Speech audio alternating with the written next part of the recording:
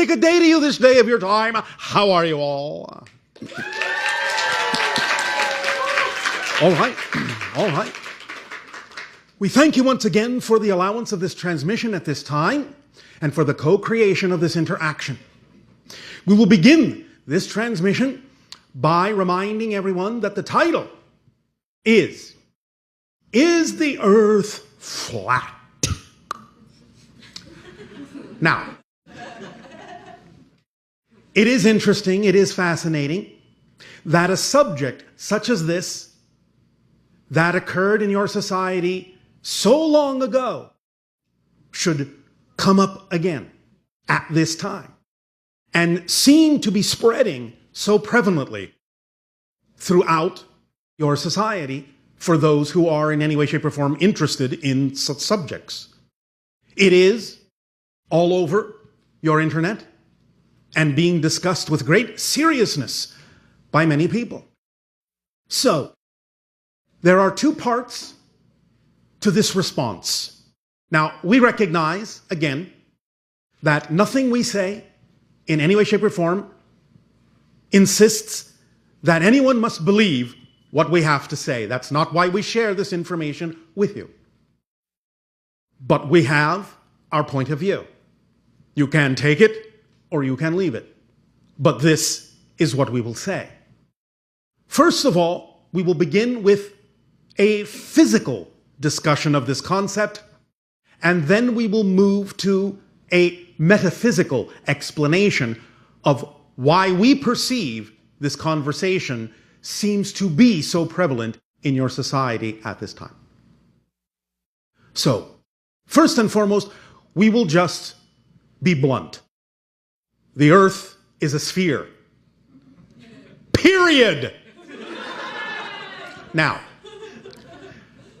the idea is easy to understand if, again, you understand at least some degree of physics or celestial mechanics.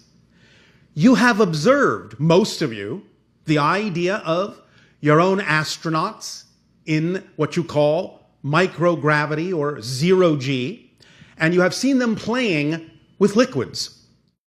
When the liquids are floating freely with no gravity, you see that the liquid forms a sphere. If that liquid were allowed to cool down and solidify, it would remain a sphere. All of the different pressures of the molecular structures, the molecular interactions, and so forth, electric fields, electromagnetic fields, are equally spread out in a sphere in that way. The liquid floating freely, you never see it turn into a disk, ever. You always see it turn into a sphere. So when planetary formation in a solar system begins, and you know that most of the planets at their early stages are molten, liquid, then their natural tendency for a variety of reasons will be to form that sphere, just as the small amounts of liquid do in your astronauts' experiments in zero-G. And when the planets cool again, they will maintain their spherical form, their dimensional volumetric form.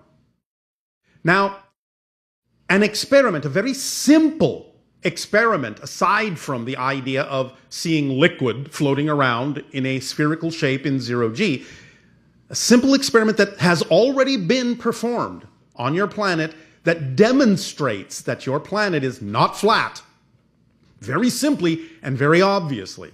And this is something you can find on your internet. This experiment was conducted in the following way. Some of you may or may not be familiar with this already. There were people that went to the shore of a lake. You know, many of you, that when you stand on the shore of a lake, if the winds are calm, a lake will appear very, very flat. They brought with them a very powerful laser. A laser beam, as again, many of you know, will shoot out in an extremely straight line. Therefore, what they did is they set up the laser on the shore. They had a boat in the water, not too far from shore, just perhaps several dozen feet, several dozen yards at most. They then turned the laser on, and on the boat had a specific target that the laser could shine on. So when they turned the laser on, you could see the bright dot of the laser on the target on the side of the boat.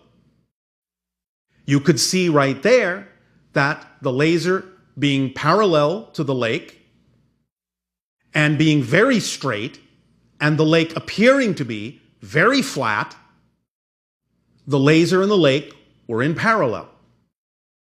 Then they decided to take the boat 3 miles from shore. That's all, just 3 miles from shore. And turn the laser on again. The dot now was 6 feet higher.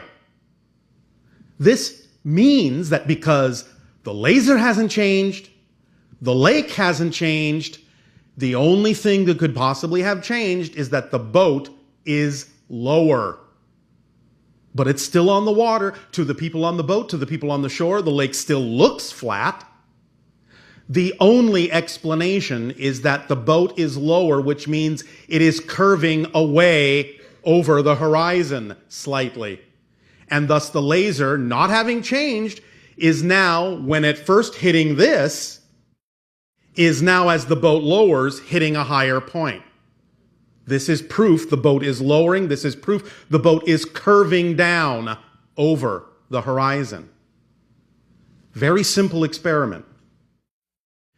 The irony is that many people on your planet who are discussing the idea that the Earth is flat are commenting, are proposing that the Earth is actually flat, and that the fact that it seems spherical is an illusion. Just the opposite is true. The Earth is a sphere, and the fact that it seems flat is the illusion. So, it's a little bit backwards. Now, that's the physics of it, the physical side of it, and again, easy to demonstrate.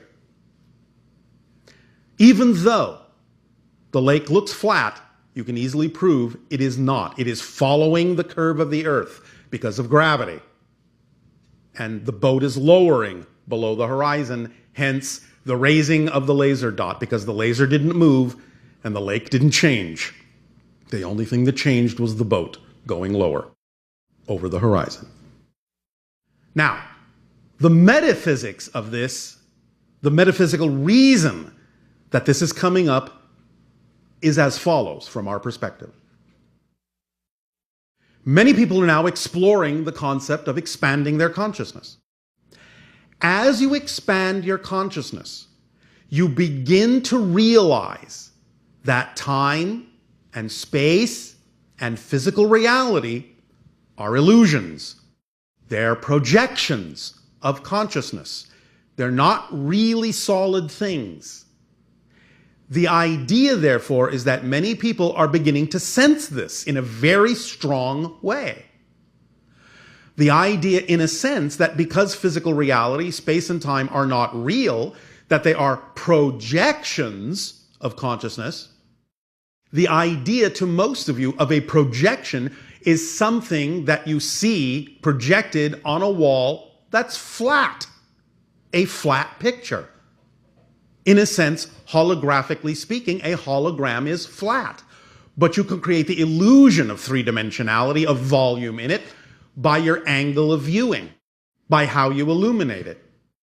So the issue is that while many people are sensing truly that physical reality, in a sense, metaphorically, isn't really solid, is in a sense flat as a projection, unreal, in other words, they're simply applying too physical of an interpretation to this idea, which again is ironic because the reason they're sensing that is an energy one, a spiritual one, and yet they're interpreting the spiritual causation of recognizing physical reality as being quote-unquote flat and unreal as if it were literally true physically.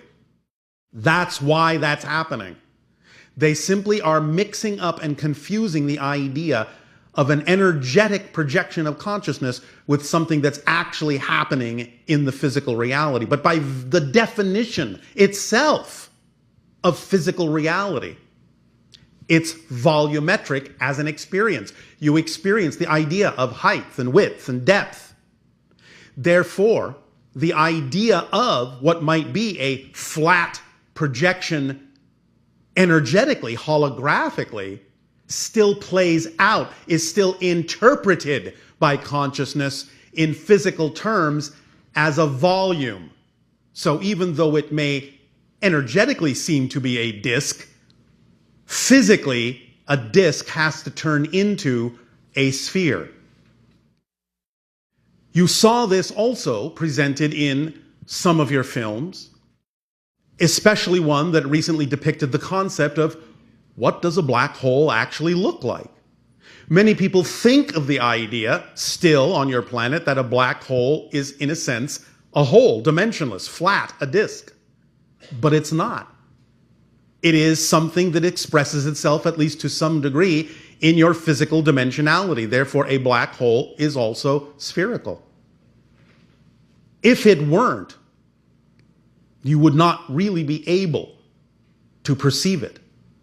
Because things that are truly two-dimensional are not really easily perceivable in your reality. You can see two-dimensional aspects or parts of things, such as your own shadow on the ground, or like we said, a projection of an image on a wall. But you have to understand that the projection is not just the flat image on the wall. The projection coming from a projector is a cone of light that you only see the bottom of on the wall.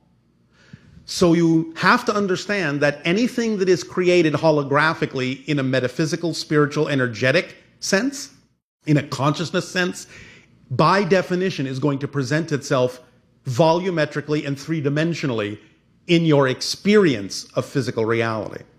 Therefore, the Earth, in physical terms, is a sphere, even though in energetic, spiritual, non-physical terms, it can be considered flat because it's not real. It's just a projection. So clarity would be important to bring into the conversation so that people can understand that, in a sense, both sides are correct. It's just that they're correct only in a certain context, not across the line from non-physical to physical. These are two different ways of interpreting the idea of the projection of consciousness. And that clarity can be brought into the conversation to allow everyone to know that they are beginning to perceive reality in an important way, that it is a projection of consciousness, that it isn't really real, that it isn't really around you, that you don't really live in it, that physical reality exists within you. As we have said previously during some of these transmissions, the idea of evolving, the idea of raising your frequency, the idea of ascension, the idea of becoming more sensitive, more aware of what you really are and what physical reality experience really is that you finally get to the point where you realize that you actually are the dimension you previously thought you existed in. So, to put it in other terms, most of you still think on the planet that your spirit is inside your body. No, your body is inside your spirit. It's just that your spiritual focus is narrowed down to the parameters of the physical experience. But when you expand your concept of spirit and consciousness, it's that you expand beyond the parameters of the physical focus. You include the body within the greater consciousness that you are. It's a part of you. It's an experience within you. But it's not that the spirit is actually leaving the body. It's just expanding beyond it to include it as part of the experience, but it also becomes so much more than just the experience of the physical personality. Does that make sense? All right. We thank you for allowing us to explain this at this time. Other discussions can be had on this subject during this or any other transmission. But we invite you now to ask your questions and allow us, if we may, to be of service to you.